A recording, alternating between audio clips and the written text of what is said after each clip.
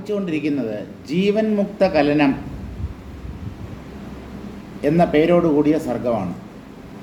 ജീവൻ മുക്തനെ പറ്റിയോ ജീവൻ മുക്തൻ്റെ ജീവിതത്തെക്കുറിച്ചോ ഇതുവരെ ഒന്നും പറഞ്ഞില്ലല്ലോ എന്നായിരിക്കും നിങ്ങൾ വിചാരിക്കുക. സാരമില്ല, ഇന്ന് പറയാം. എന്താണ് ഒരു ജീവൻ മുക്തൻ്റെ പ്രാപഞ്ചിക ജീവിതം, അദ്ദേഹത്തിൻ്റെ പ്രപഞ്ച വീക്ഷണം എന്താണ്, അതിനെക്കുറിച്ച് ഇന്ന് നമുക്ക് വായിക്കാം. നമ്മൾ ഇന്നലെ നിർത്തിയത് 28-ാമത്തെ ശ്ലോകത്തിലാണ്. കിം അവിദ്യാമവേക്ഷന്തേ തേ താമരസലോചന ധാരണായോഗിനോ ഹ്യേതേ വരേണ പ്രാപ്തസിദ്ധയഃ. അല്ലയോ താമരപ്പൂവിൻ്റെ ഇതളുകൾ പോലെ വികസിച്ച കണ്ണുകളോടുകൂടിയ രാമ, ധാരണായോഗികൾ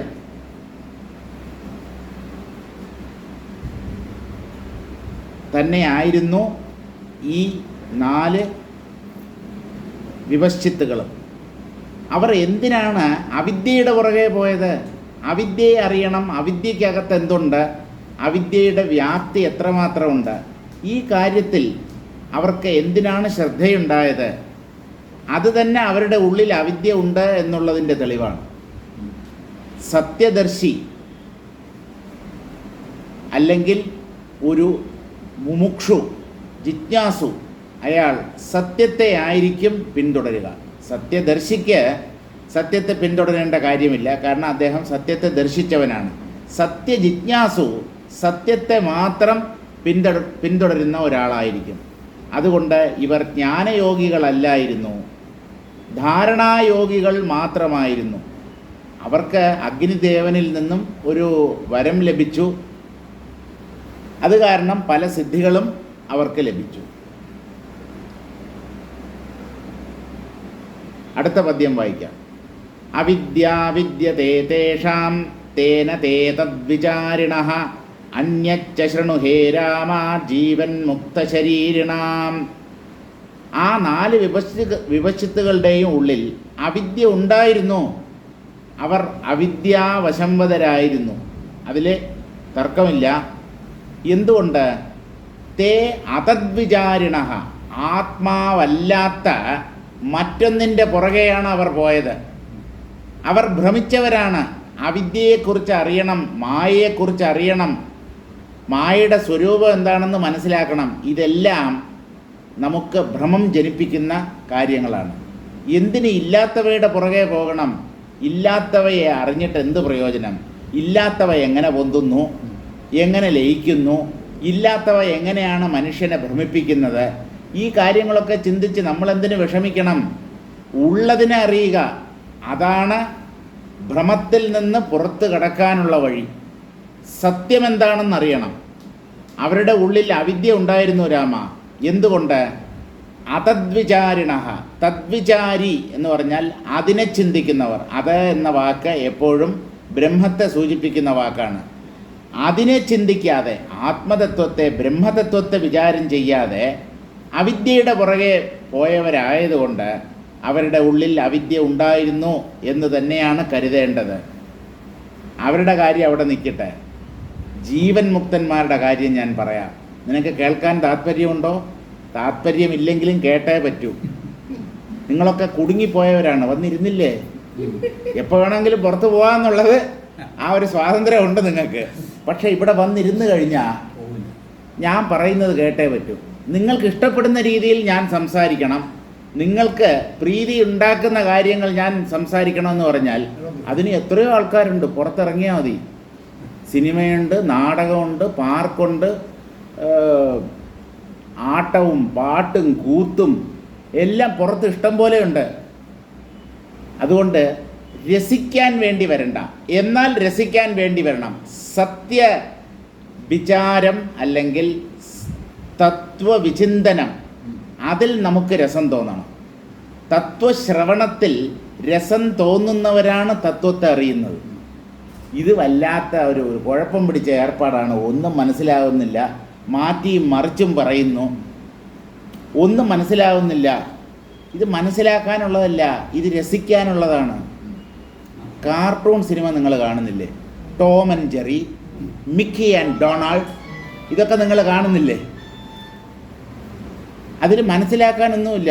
ഒരു എലിയും പൂച്ചയും തമ്മിലുള്ള ഓട്ടവും അടിയും പിടിയുമാണ് ടോം ആൻഡ് ജെറിയിലുള്ള പ്രധാന വിഷയം. അത് രസിക്കാനുള്ളതാണ്. വേദാന്ത ശ്രവണം അത് നമ്മെ രസിപ്പിക്കണം. വേദാന്തം കേട്ട് രസിക്കാനുള്ളതാണ്, മനസ്സിലാക്കാനുള്ളതല്ല. അത് മനസ്സിലാക്കിയിട്ടില്ലല്ലേ? കേട്ട് ആസ്വദിക്കണം സന്തോഷത്തോടു കൂടി. ഇവിടെ നിന്ന് ഇറങ്ങുമ്പോൾ മനസ്സ് ഇറങ്ങിപ്പോണം. ഒരു 1.5 മണിക്കൂർ ആനന്ദ ലഹരിയിൽ അങ്ങനെ ആറാടി നിൽക്കണം. അതിനു വേണ്ടിയാണ്. പറ്റാത്തവർക്ക് ഉറങ്ങുകയും ആവാം. ആ ഒരു ഓപ്ഷൻ എപ്പോഴും ഉണ്ട്. ഉറങ്ങുക എന്നുള്ളത്, ഉറങ്ങാനുള്ള സ്വാതന്ത്ര്യം എപ്പോഴും ഉണ്ട്. അതെ, ആ സ്വാതന്ത്ര്യം നിങ്ങൾക്ക് ഞാൻ ആദ്യമേ തന്നെ തീരെഴുതി തന്നിരിക്കുന്നു. ഫ്രണ്ടിലിരുന്ന് ഉറങ്ങരുത് എന്നുള്ള ഒരു അപേക്ഷ മാത്രം. മുമ്പിൽ ആദ്യത്തെ വരിയിൽ ഫസ്റ്റ് റോയിൽ ഇരുന്ന് ദയവ് ചെയ്ത് ഉറങ്ങരുത്. അത് എനിക്ക് വിഷമം ഉണ്ടാക്കുന്നതല്ല, ഉണ്ടാക്കുമെന്നുള്ളത് കൊണ്ടല്ല. ഇല്ല, പറയുന്ന ആൾ ഉറങ്ങില്ല. പിന്നെ പറയാൻ പറ്റില്ല. ഉറങ്ങിപ്പോയാൽ പറയാൻ പറ്റില്ല. കേൾക്കുന്നവർക്ക് എപ്പോൾ വേണമെങ്കിലും ഉറങ്ങാം. അതാണ് അവർക്കുള്ള ഒരു മുൻതൂക്കം. സ്വാതന്ത്ര്യവും മുൻതൂക്കവുമാണ് അവർക്ക്. കാരണം അവർക്ക് എപ്പോൾ വേണമെങ്കിലും ഉറക്കത്തിലേക്ക് പോയി. എനിക്ക് ഉറങ്ങാൻ പറ്റില്ല. ഉറങ്ങിക്കഴിഞ്ഞാൽ നിങ്ങളെല്ലാം കൂടെ എന്നെ തട്ടി ഉണർത്തും. സാറേ എന്തോന്ന് പ്രഭാഷണം നിർത്തിയാന്ന്. അപ്പോൾ നിങ്ങളൊക്കെ വാസ്തവത്തിൽ എന്നെക്കാളും ഭാഗ്യം ചെയ്തവരാണ്. എന്നെക്കാളും സ്വാതന്ത്ര്യം നിങ്ങൾക്ക് കൂടുതലുണ്ട്. ഞാൻ ബദ്ധനാണ്, കേൾക്കുന്ന നിങ്ങൾ മുക്തരുമാണ്. സ്വാതന്ത്ര്യം ആർക്കുണ്ടോ അവരാണ് മുക്തന്മാർ. അന്യച്ച ശൃണു ഹേ രാമ ജീവൻ മുക്ത ശരീരിണാം. ജീവൻ മുക്ത പുരുഷന്മാരുടെ നില എന്താണ്, അവരുടെ അവസ്ഥ എന്താണ്, അതുകൂടെ നീ കേട്ടോളൂ. അത് നീ ചോദിച്ചില്ലെങ്കിലും നീ അറിയേണ്ട ഒന്നായതുകൊണ്ട് ഞാൻ അതിനെക്കുറിച്ച് പറയാം, കേട്ടോളൂ എന്നാണ്. തേ വിപശ്ചിത അതദ്വിചാരിണ ആത്മവിചാരശൂന്യാഹ. ആ വിപശ്ചിത്തുകൾ അതിനെ ചിന്തിക്കാത്തവരായിരുന്നു. അതെന്ന് പറഞ്ഞാൽ ബ്രഹ്മം, ആത്മാവ്, സത്യം എന്നൊക്കെ അർത്ഥം. എല്ലാം ഒന്ന് തന്നെയാണ്. ആത്മവിചാരം ചെയ്യാൻ കഴിയാത്തവർ, അല്ലെങ്കിൽ ആത്മവിചാരത്തിൽ താത്പര്യമില്ലാത്തവരായിരുന്നു ആ വിപശ്ചിത്തുകൾ. അതുകൊണ്ടാണ് അവർ അവിദ്യയെ അറിയാൻ ശ്രമിച്ചത്. ജീവൻ മുക്താനാം വ്യവഹാരകാലയേവ ദേഹാദിഭാനം സമാധൗതു വിദേഹ കൈവല്യ സാമ്യമേവേതി വിപശ്ചിദ്ഭ്യോ വിശേഷാന്തരം ശ്രാവയതി. വിപശ്ചിത്തുകളിൽ നിന്ന് തികച്ചും വിഭിന്നമാണ് ജീവൻ മുക്തന്മാരുടെ വ്യവഹാരം. അവർ എന്താ ചെയ്യുന്നത്? വ്യവഹാരകാലത്തിൽ ദേഹാഭിമാനം ഉള്ളതുപോലെ മറ്റുള്ളവർക്ക് തോന്നും. ഇവരും നമ്മെപ്പോലെ ഉള്ള ആൾക്കാരാണ്. ആഹാരം കഴിക്കുന്നു, കുളിക്കുന്നു, വസ്ത്രം ഉടുക്കുന്നു, സംസാരിക്കുന്നു, ഓഫീസിൽ പോകുന്നു. ജനകനെ പോലെയുള്ള തത്വദർശികൾ രാജ്യം ഭരിച്ചവരാണ്. ഋഷഭദേവനെ പോലെയുള്ള, ഭാഗവതത്തിലെ ഋഷഭചരിത്രം വരുന്നുണ്ട്. ഋഷഭദേവൻ പൂർണ്ണ ജീവൻ മുക്തനാണ്. സത്യസാക്ഷാത്കാരം നേടി മോക്ഷം പ്രാപിച്ച ആളാണ്. രാജ്യം ഭരിച്ചു. എന്തിനെന്ന് ചോദിച്ചു കഴിഞ്ഞാൽ അവരുടെ പ്രാരബ്ധം. കുറേ പേര് ഊരുതണ്ടുകളായിട്ട് നടന്നു, അത് അവരുടെ പ്രാരബ്ധം. ഇപ്പം നിങ്ങൾ തെണ്ടി നടക്കുന്നുണ്ടോ, തെണ്ടികളെ ഭരിക്കുന്നുണ്ടോ എന്നുള്ളതല്ല. ഒക്കെ തെണ്ടികളാണ് ഈ ലോകത്തിലെ. വിഷയങ്ങൾക്ക് അടിമയായി വിഷയങ്ങളുടെ പുറകെ പോകുന്നവർ, സുഖം തേടി പരക്കം പായുന്നവർ, ലോകത്തിൽ സുഖത്തിനായി തെണ്ടുന്നവർ തെണ്ടികളല്ലാതെ മറ്റാരാണ്? നിങ്ങൾ പറയൂ. ഒന്നിനെയും ആഗ്രഹിക്കരുത്. ഒന്നും വേണം എന്നുള്ള വിചാരം വേണ്ട. എല്ലാ ആഗ്രഹങ്ങളെയും പരിത്യജിക്കൂ. നിങ്ങൾ ആത്മാവാണ് എന്ന് അപ്പോൾ മനസ്സിലാവും. ആഗ്രഹമാണ് ജീവൻ്റെ നിലയിലേക്ക് തരം താഴ്ത്തുന്നത്. ആവശ്യങ്ങൾ, ആഗ്രഹങ്ങൾ എന്ന് പറഞ്ഞാൽ ആവശ്യങ്ങൾ, പല ആവശ്യങ്ങളും ഉണ്ട്. ഓരോരുത്തർക്ക് ഓരോതരം ആവശ്യങ്ങളാണ്. ഒരാവശ്യവും ഇല്ലാത്തവൻ, ഒരാഗ്രഹവും ഇല്ലാത്തവനായിരിക്കും. അങ്ങനെയുള്ളവർ ഒന്നിനെയും പ്രതീക്ഷിക്കാറില്ല, ഒന്നും ഇങ്ങനെ നടക്കണം, ഇങ്ങനെ നടക്കാൻ പാടില്ല, അങ്ങനെയൊന്നും വിചാരിക്കേണ്ട. ടൂറൊക്കെ നേരത്തെ പ്ലാൻ ചെയ്ത് വെക്കും. 2-3 മാസം കഴിഞ്ഞിട്ടുള്ള ഒരു ടൂർ പ്രോഗ്രാം. ഒത്തു അല്ലെങ്കിൽ ഇല്ല. പിടിമുറുക്കരുത്. പിടിമുറുക്കി കഴിഞ്ഞാൽ എന്താ, കാലം ചിലപ്പോൾ നമ്മളൊരു ചായക്കോപ്പ ചുണ്ടോടടുപ്പിക്കുമ്പോൾ ഏതാണ്ട് നമ്മൾ അത് ആദ്യത്തെ സിപ്പ് കുടിക്കാറായി എന്ന് പറയുമ്പോൾ മായ ചിലപ്പോൾ അതിനെ തട്ടിത്തെറിപ്പിച്ചു എന്നിരിക്കും. There is a lot between the lip and the cup എന്ന് ഇംഗ്ലീഷിലൊരു പഴഞ്ചൊല്ലുണ്ട്. ചുണ്ടുകൾക്കും ചായക്കോപ്പയ്ക്കും ഇടയ്ക്ക് എന്തു വേണമെങ്കിലും സംഭവിക്കാം. There is a lot. അപ്പോഴായിരിക്കും ഒരു ബോംബ് വന്ന് വീഴുന്നത്. ഈ ചായ നിങ്ങൾക്ക് കുടിക്കാൻ പറ്റില്ല, ആള് ബാക്കിയുണ്ടാവില്ല. ഊണ് കഴിക്കാനായി ഒരു ഉരുള ചോറ് കയ്യിലെടുത്തു, വായിലേക്കിടുന്നതിന് മുമ്പ് ആള് കുഴഞ്ഞു വീണു. അത്രയൊക്കെ ഉള്ളൂ. ഇവിടെ നെകളിക്കാനൊന്നുമില്ല. ഒരുപാട് അഹങ്കരിക്കരുതെന്ന് നമ്മൾ പറയാറില്ലേ. തിളയ്ക്കാതെ എന്ന് പറയുന്നത്. വെള്ളം തിളയ്ക്കുമ്പോൾ എന്താണ്, ഉളുകുളാന്ന് ശബ്ദം കേൾക്കും. ഇങ്ങനെ വെള്ളത്തിൻ്റെ ഉപരിതലത്തിൽ വലിയ ചലനം ഉണ്ടാവും. അതുപോലെ തിളയ്ക്കരുത് മനുഷ്യൻ എന്ന് പറഞ്ഞാൽ അഹങ്കാരം.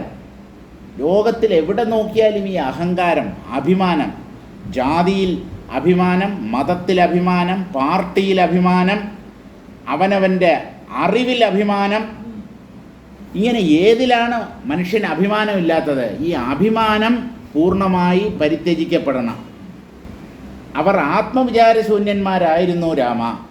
ജീവൻ മുക്താനാം വ്യവഹാരകാല ഏവ ദേഹാദിഭാനം. ജീവൻ മുക്തന്മാർക്ക് വ്യവഹരിക്കുമ്പോൾ മാത്രം, അതായത് അവരുടെ ഇന്ദ്രിയങ്ങളും മനസ്സും ശരീരവുമൊക്കെ ദ്വൈത തലത്തിൽ നിൽക്കുമ്പോൾ മാത്രം അവർക്ക് ശരീരമുണ്ട് എന്നുള്ള ഒരു തോന്നലുണ്ടാവും. സമാധൗതു, സമാധിയിൽ അവർ അവരുടെ ഉള്ളിൽ തന്നെ ലയിച്ചിരിക്കുമ്പോൾ വിദേഹ കൈവല്യ സാമ്യമേവേദി, അവർ വിദേഹമുക്തരായിരിക്കും. നമ്മൾ പറയുന്നത് ജീവൻ മുക്തൻ്റെ ശരീരം പതിച്ചു കഴിഞ്ഞാൽ അവർ വിദേഹമുക്തരാകുന്നു എന്നാണ്. അവർ എപ്പോഴും വിദേഹമുക്തരാണ്. ഈ ജീവൻ മുക്തി എന്നുള്ളത് മറ്റുള്ളവരുടെ കാഴ്ചപ്പാടിലാണ്. അദ്ദേഹത്തിൻ്റെ ശരീരം ചലിക്കുന്നു, അദ്ദേഹം സംസാരിക്കുന്നു, എന്തൊക്കെയോ കർമ്മങ്ങൾ ചെയ്യുന്നു, അതുകൊണ്ട് അദ്ദേഹം ജീവൻ മുക്തൻ. അദ്ദേഹം എപ്പോഴും വിദേഹമുക്തനാണ്. ശരീരം എന്നുള്ളത് ജീവൻ മുക്തനെ സംബന്ധിച്ചിടത്തോളം ഒരു നിഴൽ മാത്രമാണ്. പിന്നെ എങ്ങനെ ദേഹത്തോടു കൂടിയ മുക്തി ആണ് ജീവൻ മുക്തി എന്ന് പറയാൻ പറ്റും? അവർക്ക് ദേഹബോധമില്ല. പക്ഷേ വ്യവഹാര രംഗത്ത് ശരീരം ഉള്ളതുപോലെ അവർ പ്രവർത്തിക്കുന്നു. അത് മറ്റുള്ളവരുടെ കാഴ്ചപ്പാടാണ്. ജ്ഞാനികൾക്ക് അല്ലെങ്കിൽ ജീവൻ മുക്തന്മാർക്ക് ശരീരമുണ്ട് എന്നുള്ള ഒരു തോന്നൽ സ്വപ്നത്തിൽ പോലുമില്ല. പിന്നെയല്ലേ ജാഗ്രതയിലുണ്ടാവാൻ.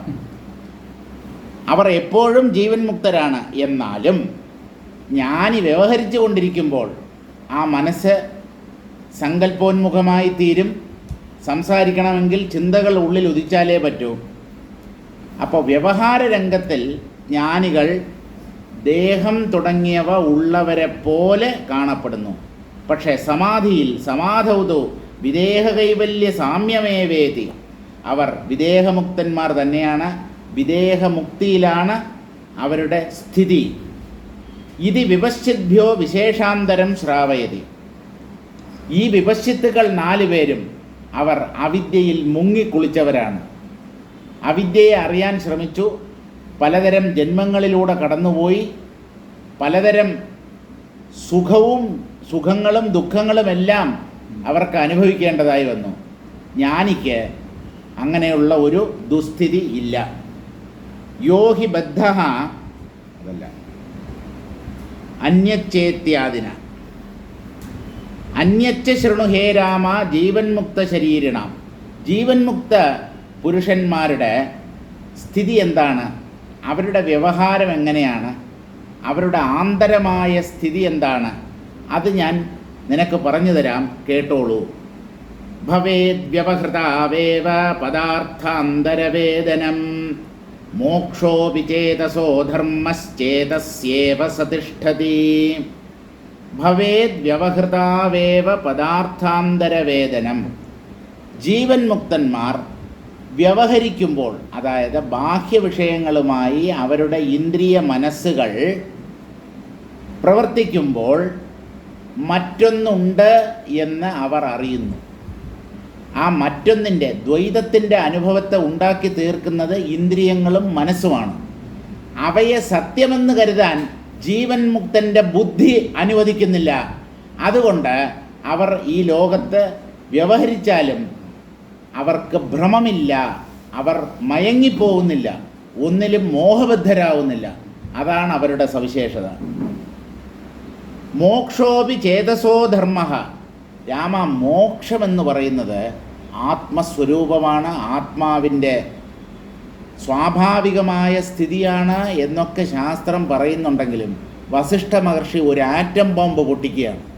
എന്തെന്നോ, മോക്ഷം പോലും മനസ്സിൻ്റെ തലമാണ്. ബന്ധം മനസ്സിൻ്റെ തലമാണെങ്കിൽ മോക്ഷവും മനസ്സിൻ്റെ തലം ആയിരിക്കാനേ നിവൃത്തിയുള്ളൂ. ഞാൻ ബദ്ധനാണ് എന്ന് വിചാരിക്കുന്നത് മനസ്സുള്ളത് കൊണ്ടല്ലേ? ആ ചിന്തയിലല്ലേ ബന്ധം നിലനിൽക്കുന്നുള്ളൂ. ഞാൻ മുക്തനാണ് എന്നുള്ളതും ജ്ഞാനിയുടെ ബുദ്ധിവൃത്തിയാണ്, അല്ലെങ്കിൽ അദ്ദേഹത്തിൻ്റെ ഉള്ളിൽ പൊന്തുന്ന ഒരാശയം മാത്രമാണ്. അപ്പം അദ്ദേഹം മുക്തനായില്ലേ? വെറുതെ അദ്ദേഹം ഭാവന ചെയ്യുകയാണോ? അങ്ങനെയല്ല, അദ്ദേഹം മുക്തൻ തന്നെയാണ്. ഞാൻ മുക്തനായി എന്നുള്ള ധാരണ പോലും തെറ്റാണ്. നിങ്ങൾ ഒരിക്കലും ബന്ധത്തിൽ അകപ്പെടാത്ത ആത്മാവാണ്. ബന്ധത്തിൽ അകപ്പെടാത്തവന് എന്ത് മുക്തി? അതുകൊണ്ട് ബന്ധമോക്ഷങ്ങൾ രണ്ടും കള്ളം, രണ്ടും കള്ളം. ബന്ധവും മോക്ഷവും മനസ്തലമാണ്. മനസ്സിനെ അതിക്രമിച്ച് നിൽക്കുന്നത് ആത്മതലമാണ്. അതുകൊണ്ട് ആത്മാവിൽ ബന്ധമോക്ഷങ്ങൾ എന്ന രണ്ട് വാക്കുകൾക്ക് അർത്ഥമില്ല. അത് ബന്ധത്തിനും അപ്പുറമാണ്, അതുപോലെ മോക്ഷത്തിനും അപ്പുറമാണ്. ഇതാണ് നമുക്ക് പിടികിട്ടാത്തത്. ഒന്ന് ബന്ധത്തിനെയും അതിക്രമിക്കുന്നു, മോക്ഷത്തിനെയും അതിക്രമിക്കുന്നു. അതുകൊണ്ട് എന്താ ഉദ്ദേശിക്കുന്നത്? ബന്ധമോക്ഷങ്ങൾ എന്നീ വാക്കുകൾക്ക് ആത്മാവിൽ പ്രസക്തിയില്ല, അത്രമാത്രമേ ഉള്ളൂ. അത് നിത്യമുക്തമായ സത്യമാണ് എന്നുള്ള കാര്യത്തിൽ അഭിപ്രായ വ്യത്യാസമില്ല.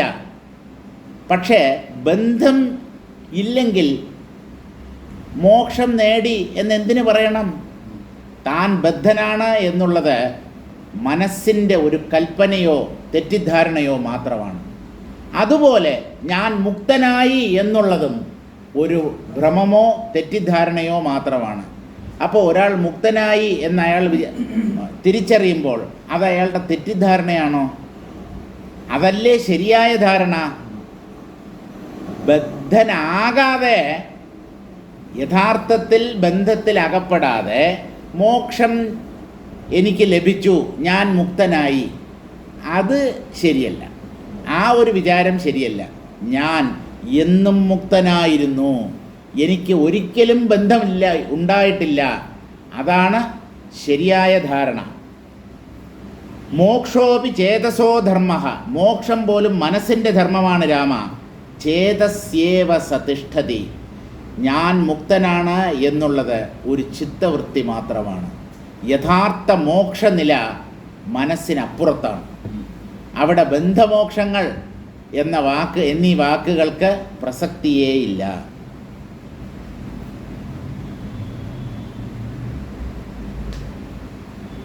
വ്യവഹൃതവും വ്യുത്ഥാനകാലേയേവ. വ്യവഹാരം എന്ന് പറഞ്ഞാൽ ശുദ്ധമായ ആത്മസ്ഥിതിയിൽ നിന്ന് താഴേക്ക് ഇറങ്ങി വരിക. അതായത് ഇന്ദ്രിയ മനസ്സുകൾ ചലിച്ചു തുടങ്ങുന്ന അവസ്ഥയെയാണ് വ്യുത്ഥാനം എന്ന് പറയുന്നത്. സമാധിയിൽ നിന്ന് താഴോട്ടിറങ്ങുക, അതാണ് വാസ്തവത്തിൽ അവതാരം. അവതാരം എന്നുള്ള വാക്കിന് കമ്മിങ് ഡൗൺ എന്നാണ് അർത്ഥം. താഴെ ഇറങ്ങി വരിക, അതാണ് അവതാരം. അവതരതി, താഴോട്ടിറങ്ങി വരിക. ശുദ്ധമായ ആത്മതത്വത്തിൽ അദ്വൈത സ്ഥിതിയിൽ നിന്നും താഴോട്ട് ഇറങ്ങി വരുന്നതിനെയാണ് വാസ്തവത്തിൽ അവതാരം എന്ന് പറയുന്നത്. അപ്പോൾ ജ്ഞാനി എപ്പോഴൊക്കെ സമാധിയിൽ നിന്ന് താഴോട്ട് ഇറങ്ങി വന്ന് ദ്വൈതത്തെ അനുഭവിക്കാൻ തുടങ്ങുന്നുവോ അതെല്ലാം അദ്ദേഹത്തിനെ സംബന്ധിച്ച് അവതാരമാണ്, താഴോട്ട് ഇറങ്ങി വരലാണ്. വ്യവഹൃതൗ യുത്ഥാനകാലേയേവ കുതസ്തേഷാം സമാധാവേവ തഥാത്വം തത്രാഹ.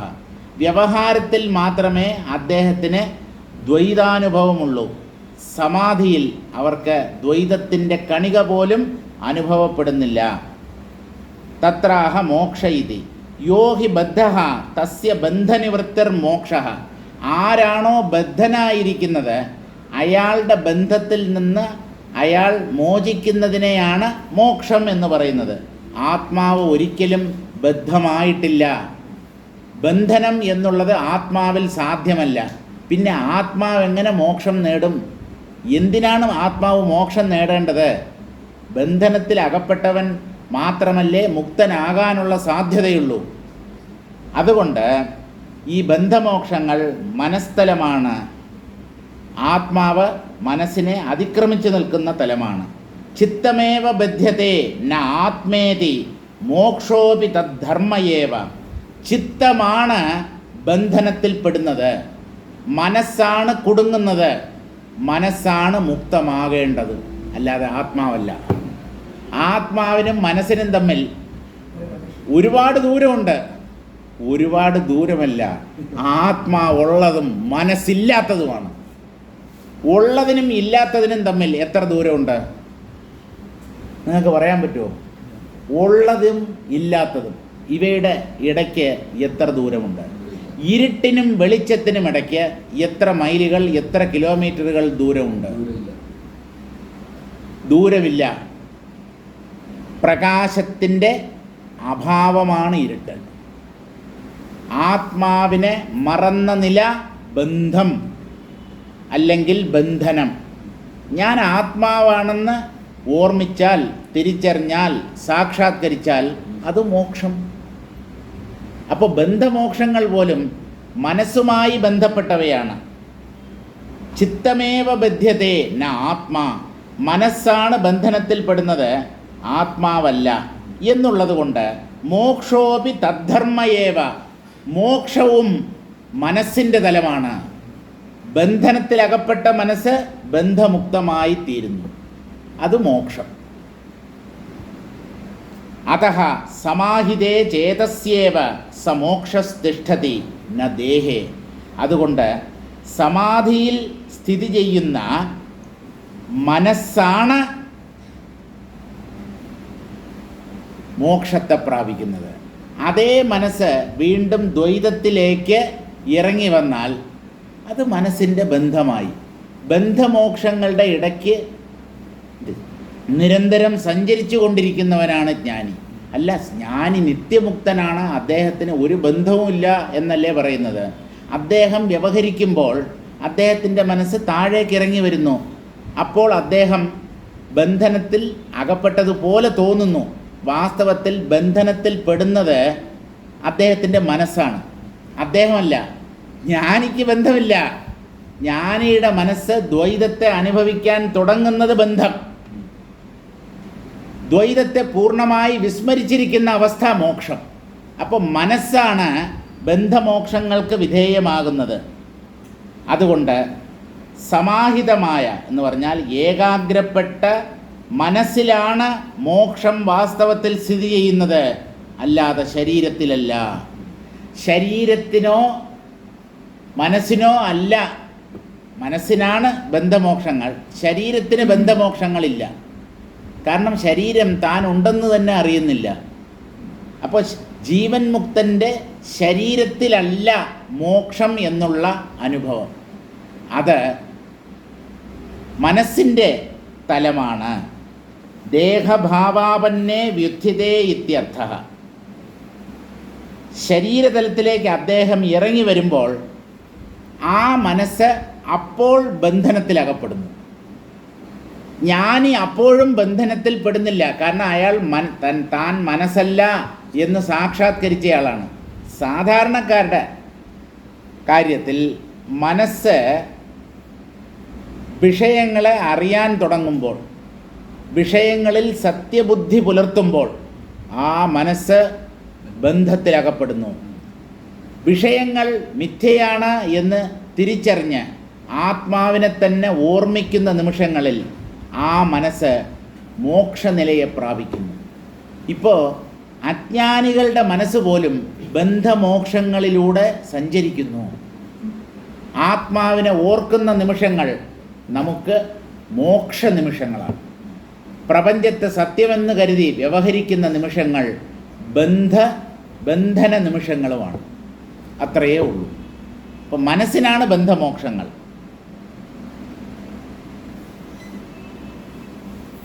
ന ദേഹേ ദേഹധർമ്മസ്തു ന ദേഹാദ് വിനിവർത്തതേ ന കദാചന നിർമുക്തം ചേതോ ഭൂയോ നിബധ്യതേ.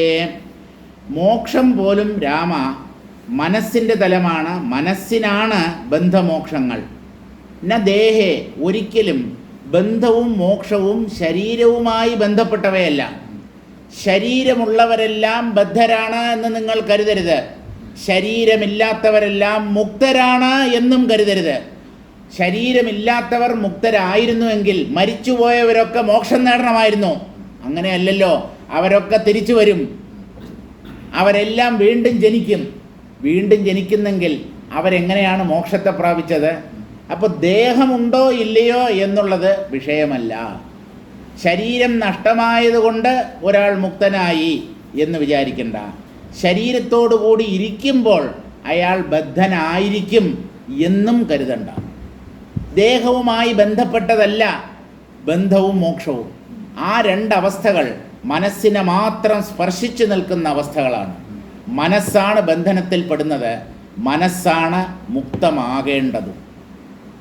ശരീരം അത് വെറും ഒരു കൂടാണ്. ഈ ശരീരത്തെ ചലിപ്പിക്കുന്ന പ്രശ്നക്കാരൻ ഉള്ളിലുള്ള മനസ്സാണ്.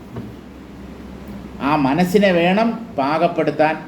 ആ മനസ്സിനെ ശുദ്ധീകരിച്ച് ആത്മതത്വത്തിൽ കൊണ്ടെത്തിച്ച് അതിൽ ലയിപ്പിച്ചു കളഞ്ഞാൽ ആ മനസ്സ് മുക്തമാകും. ആ മോക്ഷസ്ഥിതിക്ക് ജ്ഞാനി സാക്ഷിയായി വർത്തിക്കും. ജ്ഞാനി എന്ന് പറഞ്ഞാൽ ആത്മാവ് എന്നർത്ഥം. തൻ്റെ മനസ്സ് ബന്ധത്തിൽ അകപ്പെട്ടിരുന്നു എന്നറിയുന്നത് ആത്മാവ്. ആ മനസ്സ് ഇപ്പോൾ മുക്തമായി എന്നറിയുന്നതും അതേ ആത്മാവ് തന്നെ. ബന്ധമോക്ഷങ്ങളുടെ കാഴ്ചക്കാരനാണ് ആത്മാവ്. ആത്മാവിന് ബന്ധമോക്ഷങ്ങളില്ല. ബന്ധമോക്ഷങ്ങൾ മനസ്സിനാണ്. ന കദാചന നിർമുക്തം ചേതോ ഭൂയോ നിബധ്യതേ. അപ്പോൾ ഈ മനസ്സ് ചില സമയത്ത് ബന്ധത്തിലും ചില സമയത്ത് മോക്ഷത്തിലും പെട്ടു നിൽക്കുന്നു. അങ്ങനെ ആകുമ്പോൾ ഈ മോക്ഷം എന്നുള്ളത് അസ്ഥിരമായ ഒരവസ്ഥയായി പോവില്ലേ? ചില സമയത്ത് മുക്തനായിരിക്കുന്നു, പല നിമിഷങ്ങളിലും ബദ്ധനായി മാറുന്നു. അപ്പോൾ ഈ മോക്ഷത്തിൻ്റെ നൈരന്തര്യം, ശാശ്വത സ്ഥിതി, അത് പൊരുത്തപ്പെടുത്താൻ പറ്റാതെ പോവില്ലേ എന്ന് ചോദിച്ചാൽ വസിഷ്ഠ മഹർഷി ഒരു പോയിന്റ് പറയുകയാണ്. ന കദാചന നിർമുക്തം ചേതോ ഭൂയോ നിബധ്യതേ. ഒരിക്കൽ ബന്ധത്തിൽ നിന്ന് മുക്തമായ മനസ്സ് വീണ്ടും ബന്ധത്തിൽ പെടുന്നില്ല. ഒരിക്കൽ മോക്ഷനിലയിലെത്തിയ മനസ്സ് വീണ്ടും ബന്ധനത്തിൽ അകപ്പെടുന്നില്ല. അത് താഴേക്ക് വരുന്നില്ല. അതുകൊണ്ട് ഒരിക്കൽ മോക്ഷം നേടിയാൽ ആ മോക്ഷം ശാശ്വതം. മനസ്സിനാണ് ബന്ധമോക്ഷങ്ങൾ എന്ന് പറഞ്ഞു. അപ്പോൾ മോക്ഷനിലയിലെത്തിയ മനസ്സ് വീണ്ടും എന്തുകൊണ്ട് താഴേക്ക് പതിച്ചുകൂടാ? വീണ്ടും ആ വ്യക്തി എന്തുകൊണ്ട് ബന്ധനത്തിൽ അകപ്പെട്ടുകൂടാ, ബദ്ധനായി കൂടാ? അങ്ങനെ ആവില്ല. അത് ജ്ഞാനിക്ക് പുനർജന്മം എന്നുള്ളത് ഒരിക്കലും സംഭവിക്കുകയില്ല. ഒരിക്കൽ മുക്തിയെ പ്രാപിച്ച മനസ്സ് വീണ്ടും സംസാരബന്ധത്തിൽ പെടില്ല. നിർമുക്തമായ മനസ്സ് വീണ്ടും ബന്ധനത്തിൽ അകപ്പെടുന്നില്ല എന്നാണ് വസിഷ്ഠ മഹർഷി പറയുന്നത്. ന ദേഹേ ഇതി പൂർവാൻവൈ യസ്തു ദേഹധർമ്മോ ദേഹഭാവാധീനോ വ്യവഹാരഃ സ ജീവന്മുക്തസ്യാപി ദേഹാത് ന നിവർത്തത്തെ ഇതി പദാർത്ഥാന്തരവേദനോപപത്തിരിത്യർത്ഥഃ. പദാർത്ഥാന്തരവേദനോപപത്തിരിത്യർത്ഥഃ. ദേഹത്തിൻ്റെ ധർമ്മം അത് ദേഹത്തെ ആശ്രയിച്ചിരിക്കും. ദേഹത്തെ ആശ്രയിച്ചുള്ളതാണ് വ്യവഹാരം. അത് അജ്ഞാനികളെപ്പോലെ ജീവൻ മുക്തന്മാർക്കുമുണ്ട്. ജീവൻ മുക്തന്മാരും വ്യവഹരിക്കുന്നവരാണ്, അവരും കർമ്മങ്ങളിൽ വ്യാപരിക്കുന്നു. പക്ഷേ അജ്ഞാനികളുടെ കർമാചരണവും ജ്ഞാനികളുടെ കർമാചരണവും തമ്മിൽ വലിയ വ്യത്യാസമുണ്ട്. ശരീരം ചെയ്യുന്ന കർമ്മങ്ങളെ താൻ ചെയ്യുന്നു എന്ന് അജ്ഞാനി കരുതുമ്പോൾ ശരീരചലനങ്ങളെ ഞാനുമായി ഒരിക്കലും ബന്ധപ്പെടുത്തുന്നില്ല ഒരു ജ്ഞാനി, അല്ലെങ്കിൽ ജീവൻ മുക്തൻ. അയാൾ ശരീരത്തിൽ നിന്ന് തന്നെ വേർപെടുത്തിയ ആളാണ്, ശരീരത്തെ അന്യമായി കാണുന്ന ആളാണ്. ആ ഉള്ളിലുള്ള ദേഹാത്മഭാവം അദ്ദേഹത്തെ സംബന്ധിച്ച് നീങ്ങിയിരിക്കുന്നു. അജ്ഞാനികൾക്കത് നീങ്ങിയിട്ടില്ല.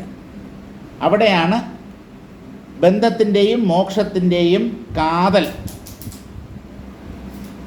ദേഹഭാവാധീനോ വ്യവഹാര. ശരീരമാണ് ഞാൻ, എനിക്ക് പലതും ചെയ്യണം, ഞാൻ പലതും ചെയ്തിട്ടുണ്ട്, ചെയ്യുന്നുണ്ട്, ഇനി ചെയ്യുകയും ചെയ്യും. ഇങ്ങനെയുള്ള ധാരണകൾ, ഇങ്ങനെയുള്ള വിചാരങ്ങൾ മനസ്തലത്തിലാണ്. അതാണ് ശരിക്കും വ്യവഹാരം. ജ്ഞാനിയുടെ മനസ്സ് ചലിക്കുന്നില്ല, ശരീരം മാത്രമേ ചലിക്കുന്നുള്ളൂ. അജ്ഞാനികളെ സംബന്ധിച്ച് മനസ്സാദ്യം ചലിച്ചിട്ട് പിന്നെ ശരീരം ചലിക്കാൻ തുടങ്ങുന്നു. അതുകൊണ്ട് mind is the real culprit. ശരിക്കുള്ള കുറ്റവാളി മനസ്സാണ്. ഈ ശരീരം വെറും പാവം. മനസ്സിൻ്റെ ആജ്ഞാനവർത്തിയാണ് ഈ ശരീരം. മനസ്സാണ് ശരീരത്തെ കൊണ്ട് ഓരോന്നും ചെയ്യിക്കുന്നത്, നല്ലതും ചീത്തയും, പുണ്യവും പാപവും എല്ലാം സങ്കല്പത്തെ തുടർന്നാണ് സംഭവിക്കുന്നത്. കർമ്മം അജ്ഞാനികളെ സംബന്ധിച്ച് എപ്പോഴും കർമ്മത്തെ തുടർന്ന് സംഭവിക്കുന്നവയാണ്. ജ്ഞാനിയുടെ കർമ്മം നേരത്തെ തീരുമാനിക്കപ്പെട്ടതാണ്. അതുകൊണ്ട് ജ്ഞാനി ആന്തരമായി മരിച്ചുപോയാലും ആ ശരീരം ചലിച്ചുകൊണ്ടിരിക്കും. അതുകൊണ്ട് ജീവിച്ചിരിക്കുമ്പോഴേ മരിച്ചുപോയവരാണ് ജീവൻ മുക്തന്മാർ. Dead while alive. അവർ മൃതരാണ്, മരിച്ചുപോയവരാണ്. പക്ഷേ ചലിക്കുന്നു. യഥാർത്ഥത്തിൽ സാധാരണക്കാരുടെ കാഴ്ചപ്പാടിൽ അവർ മരിച്ചിട്ടില്ല, പക്ഷേ ഉള്ളുകൊണ്ട് അവർ മരിച്ചിരിക്കുന്നു. അവർക്ക് മനസ്സ് എന്നൊന്നില്ല. മനസ്സിൻ്റെ മരണം നേടിക്കഴിഞ്ഞാൽ ശരീരത്തിൻ്റെ മരണം ഒരു പ്രശ്നമേ അല്ല. മനസ്സ് മരിക്കുന്നില്ലെങ്കിൽ ശരീരത്തിൻ്റെ മരണം വലിയ ഒരു പ്രശ്നമായി മാറും. ഞാൻ മരിച്ചു പോകും, മരണത്തെ ഭയപ്പെടേണ്ടതായി വരും. അതുകൊണ്ട് മരണം ഈ ശരീരത്തെ കവർന്നെടുക്കാൻ എത്തുന്നതിന് മുമ്പ് ഉള്ളുകൊണ്ട് മരിച്ചേക്കുക. ഉള്ളിൽ ഞാനെന്നുള്ള ഭാവം അസ്തമിക്കുന്നതാണ് ഇൻറ്റേർണൽ ഡെത്ത്, ആന്തരികമായ മരണം. ശരീരത്തിൽ പ്രാണസ്പന്ദനം നിലയ്ക്കുന്നതാണ് ബാഹ്യമരണം. ബാഹ്യമരണത്തെയാണ് അജ്ഞാനികൾ ഭയപ്പെടുന്നത്. ജ്ഞാനികൾ ആന്തരിക മരണത്തെ സന്തോഷപൂർവ്വം രണ്ട് കൈയും നീട്ടി സ്വാഗതം ചെയ്യുന്നു. കാരണം അത് അത്യന്തം ആനന്ദകരമായ ഒരനുഭവമാണ്. തന്നെ ഇല്ലാതാക്കി രസിക്കുന്നവർ, തന്നെ വെച്ചോണ്ട് രസിക്കാൻ ശ്രമിക്കുന്നവർ വിഡ്ഢികളാണ്. ജ്ഞാനിനെ വെച്ചോണ്ട് സുഖഭോഗങ്ങൾ അനുഭവിക്കാം എന്ന് കരുതുന്നവർ മണ്ടന്മാരാണ്. ജ്ഞാനിനെ ലയിപ്പിച്ച് അനന്തമായ ആനന്ദസാഗരത്തിൽ മഗ്നരായി കഴിയുന്നവരാണ് ജീവൻ മുക്തന്മാർ. പക്ഷേ ജ്ഞാനിനെ നശിപ്പിക്കാൻ പലർക്കും ഭയമാണ്. വിദ്യാരണ്യസ്വാമികൾ പറയുന്നത് പോലെ അഹങ്കാര നാശത്തിലൂടെ നിങ്ങൾക്ക് ലഭിക്കുന്നത് അനന്തമായ സുഖമാണ്. സുഖത്തെ കണ്ട് നിങ്ങൾ ഭയപ്പെടുകയോ? സുഖത്തിൻ്റെ പുറകെ ജീവിതം മുഴുവൻ പരക്കം പാഞ്ഞ് നടന്നവരല്ലേ നിങ്ങൾ. ഈ അഹങ്കാരത്തെ നശിപ്പിച്ച് അനന്തമായ സുഖം നേടാമെന്ന് പറയുമ്പോൾ നിങ്ങൾ എന്തിനാണ് ഭയപ്പെടുന്നത്? അഭയേ ഭയദർശിനഃ. ഏതൊരവസ്ഥയിൽ എത്തിച്ചേർന്നാൽ സകല ഭയങ്ങളിൽ നിന്നും നാം മുക്തരാകുമോ, ആ അഭയസ്ഥാനത്തെ കണ്ട് ഭയപ്പെടുന്നു ഈ അജ്ഞാനികൾ. അഭയത്തെ കണ്ട് ഭയപ്പെടുന്നു. ഒരമ്മ അല്ല, ഒരു കുഞ്ഞ് തൻ്റെ അമ്മയുടെ കൈകളിൽ സുരക്ഷിതമാണത്.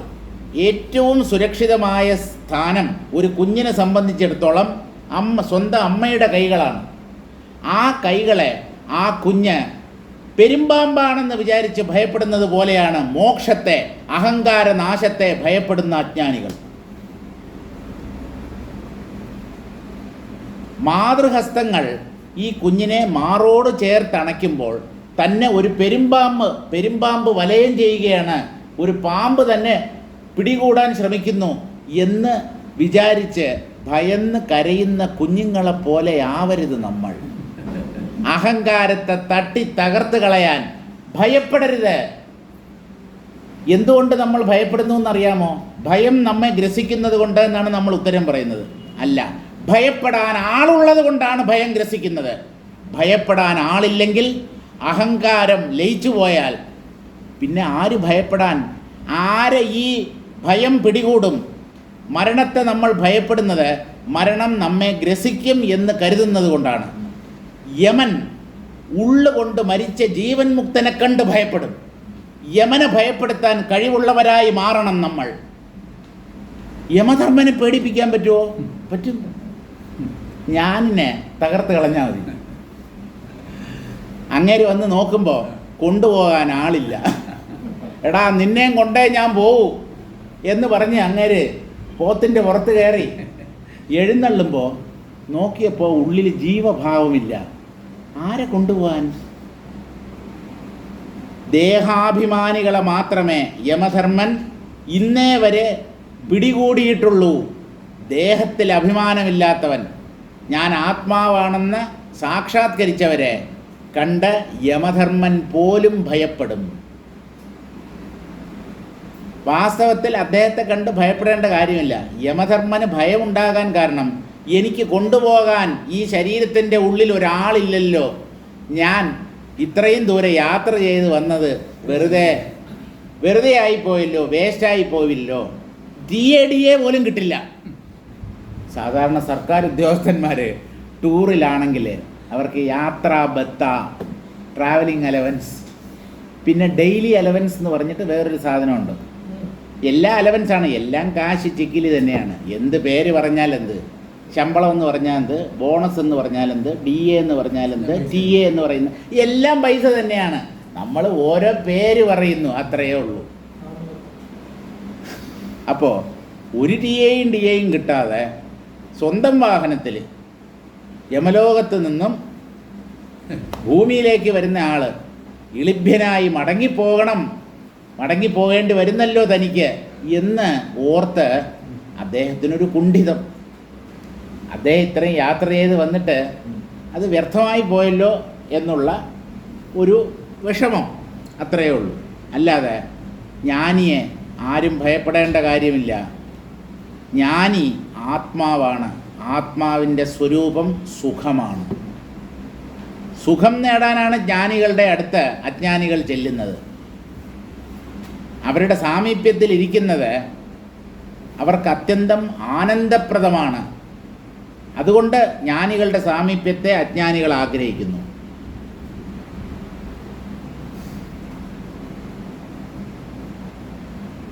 അപ്പോൾ ദേഹധർമ്മമാണ് വ്യവഹാരം, ശരീരചലനം, ജീവൻ മുക്തൻ്റെ ബാഹ്യവ്യവഹാരം എന്നർത്ഥം. സ ജീവൻ മുക്തസ്യാപി ദേഹാത് ന നിവർത്തത. ഈ വ്യവഹാരത്തിൽ നിന്ന് രക്ഷപ്പെടാൻ ജ്ഞാനിക്ക് പോലും സാധ്യമല്ല. എന്ന് പറഞ്ഞാൽ ജ്ഞാനിയുടെ ശരീരം ചലിക്കുന്നതിൽ നിന്ന് അതിനെ തടഞ്ഞു നിർത്താൻ ജ്ഞാനിക്ക് പോലും സാധ്യമല്ല. ആ ശരീരം ചലിച്ചേ പറ്റൂ. അത് ആ ശരീരത്തിൻ്റെ പ്രാരബ്ധമാണ്. പ്രാരബ്ധകർമ്മത്തെ മാറ്റിമറിക്കാൻ ജ്ഞാനിക്ക് പോലും പറ്റില്ല. വില്ലിൽ നിന്ന് പാഞ്ഞുപോയ അമ്പ് പോലെയാണ്. അമ്പ് വില്ലിൽ നിന്ന് അകന്നു കഴിഞ്ഞാൽ അതിൻ്റെ ദിശ മാറ്റാനോ അതിനെ തിരിച്ചെടുക്കാനോ സാധ്യമല്ല. അതുപോലെയാണ് ഈ പ്രാരബ്ധകർമ്മം. രക്ഷപ്പെടാൻ പറ്റില്ല. പിന്നെ പ്രാരബ്ധം ശരീരത്തെയാണ് ബാധിക്കുന്നത്. ജ്ഞാനിക്ക് തനിക്ക് ശരീരമുണ്ടെന്നോ താൻ ശരീരമാണെന്നോ ഉള്ള തെറ്റിദ്ധാരണ ഇല്ലാത്തതുകൊണ്ട് പ്രാരബ്ധകർമ്മം പോലും ജ്ഞാനിയെ ബാധിക്കുന്നില്ല. ശരീരത്തിൻ്റെ പ്രാരബ്ധകർമ്മത്തെ മറ്റുള്ളവരാണ് കാണുന്നത്. ജ്ഞാനിക്ക് ശരീരമുണ്ട് എന്ന് കരുതുന്നത് ചുറ്റും കൂടിയിരിക്കുന്ന അജ്ഞാനികളാണ്. അദ്ദേഹത്തെ സംബന്ധിച്ച് അദ്ദേഹത്തിന് ശരീരമോ മനസ്സോ ബുദ്ധിയോ പ്രാണനോ ഒന്നുമില്ല. താൻ ആത്മാവാണ് എന്ന ഉറപ്പിലാണ് അദ്ദേഹം കഴിയുന്നത്. അപ്പോൾ ജീവൻ മുക്തന് പോലും തൻ്റെ ദേഹചലനങ്ങളിൽ നിന്ന് രക്ഷ നേടാൻ സാധ്യമല്ല. ഇത് പദാർത്ഥാന്തര വേദനോപത്തിരിത്യർത്ഥ. പ്രപഞ്ച വസ്തുക്കളെ, ബാഹ്യവിഷയങ്ങളെ ഇന്ദ്രിയങ്ങൾ പ്രവർത്തനക്ഷമമാകുമ്പോൾ അനുഭവിച്ചേ പറ്റൂ.